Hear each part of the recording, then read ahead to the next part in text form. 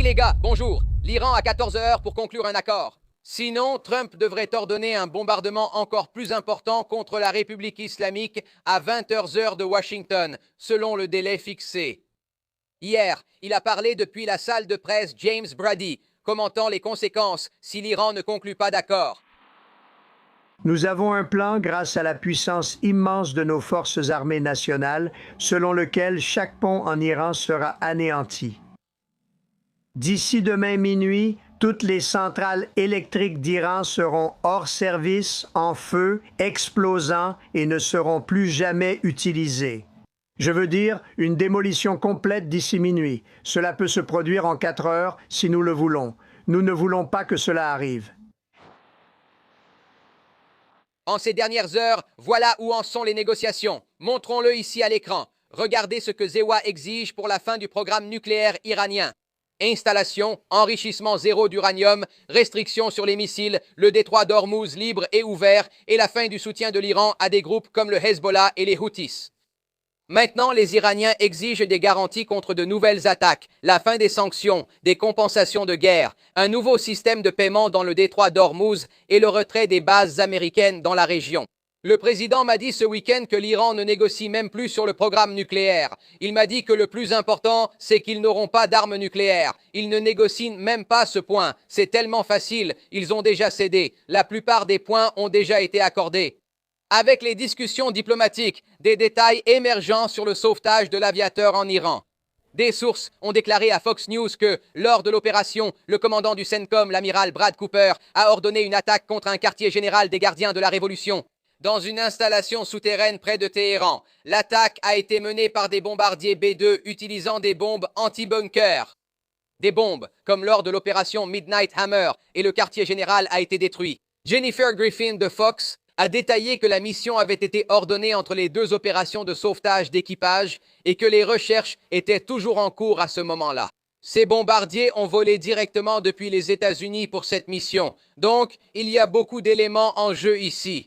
Pendant ce temps, les Iraniens continuent de lancer des missiles balistiques et de croisières contre Israël et les pays du Golfe. Ces attaques devraient se poursuivre dans les prochaines heures et jours.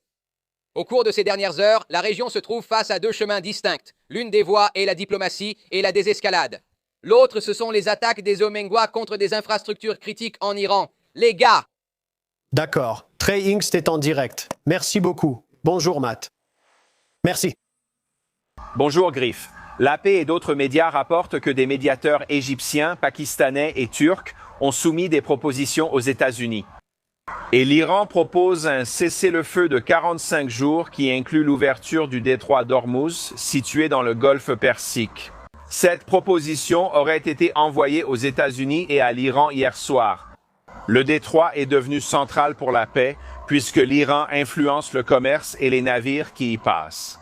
Hier, le président Trump a averti l'Iran qu'il avait jusqu'à 8 heures ce soir pour négocier, sinon il pourrait y avoir des attaques des États-Unis demain. Le président a écrit « Mardi sera le jour de l'usine et le jour du pont, tout en un seul jour en Iran. Il n'y aura rien de semblable. Ouvre vite ce maudit détroit, espèce de fou, ou tu vivras en enfer. Attends seulement pour voir. Loué soit Allah, président Donald J. Trump. » Maintenant, ce week-end, je me suis personnellement entretenu ici avec le docteur Sanwar Gargash. On l'appelle son ex. Il conseille le président local.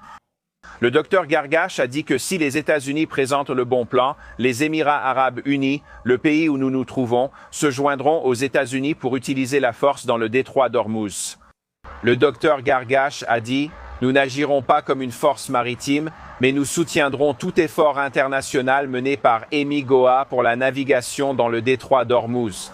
Nous ferons notre part. » De plus, le docteur Gargash a déclaré qu'il considère les États-Unis comme le plus grand allié en matière de sécurité et que le pays est prêt à, je cite, « redoubler d'efforts dans sa relation avec les États-Unis maintenant. » Griff. Matt Finn, en direct pour nous à Dubaï. Matt, merci beaucoup. Et avec cela, accueillons le collaborateur de Fox News, Byron York, qui nous rejoint. Byron, bonjour. Allons directement au point où Matt parlait de ce possible accord de cessez-le-feu. Mais cela se passe sur fond de la mission de sauvetage la plus réussie et la plus audacieuse de l'histoire du Zik Ratio. Montrant vraiment à l'Iran qu'il n'y a rien que nous ne soyons capables de réussir. Faites-le. Où pensez-vous que les choses vont? Eh bien, la mission de sauvetage envoie un message énorme, aussi bien à nos ennemis qu'aux forces américaines.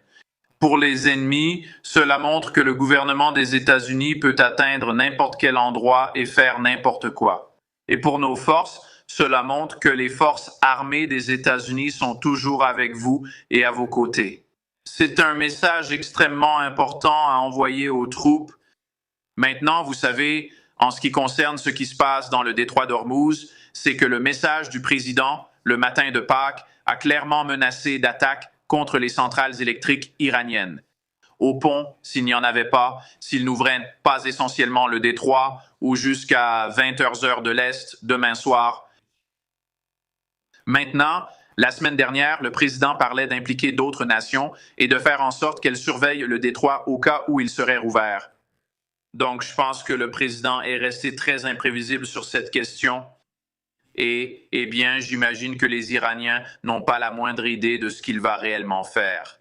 Eh bien, il a été très direct et franc dans sa publication sur les réseaux sociaux. Hier, oui, mais tu parles de messages, Byron, et je trouve ça très intéressant. Quel message penses-tu que cela envoie à l'OTAN? Parce que tu parles d'autres pays qui sont impliqués et j'ai trouvé qu'Ari Fleischer a fait une publication vraiment marquante hier, disant que l'OTAN ne sera peut-être plus jamais la même. En résumé, il a expliqué que l'OTAN ne sera plus jamais la même. Parce que des pays occidentaux comme l'Italie, l'Espagne et la France n'ont pas respecté leurs obligations, alors que le côté oriental l'a fait, avec la Pologne dépensant plus que les autres en défense par rapport à son PIB. Oui, les publications d'Harry ont déclenché une série de discussions, mais clairement, ce qu'il disait, c'est que certains des pays d'Europe occidentale membres de l'OTAN, comme la France, l'Espagne et le Royaume-Uni, en refusant initialement de coopérer avec les États-Unis à ce sujet, ont vraiment créé un précédent terrible pour eux-mêmes. Et ici, encore une fois, le président Trump ne leur demandait pas d'envoyer des troupes, il ne leur demandait pas de participer à des attaques. Il demandait des droits de survol et le droit d'utiliser des bases aériennes que les États-Unis financent déjà en grande partie. Même ainsi, ces nations ont refusé même ce niveau de coopération. Ce qu'Ari Fleischer faisait, c'était comparer ces nations avec les pays d'Europe de l'Est qui, à une époque beaucoup plus récente, avaient connu la domination soviétique et savaient très bien ce que cela signifiait. C'est comme avoir un ennemi extrêmement proche et sa collaboration stratégique avec les États-Unis.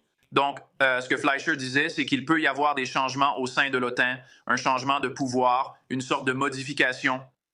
Quelque chose se passe au sein de l'OTAN. Nous aurons plus d'informations du président lors de la conférence de presse d'aujourd'hui. À 13h, Byron York, merci d'avoir pris le temps. Merci.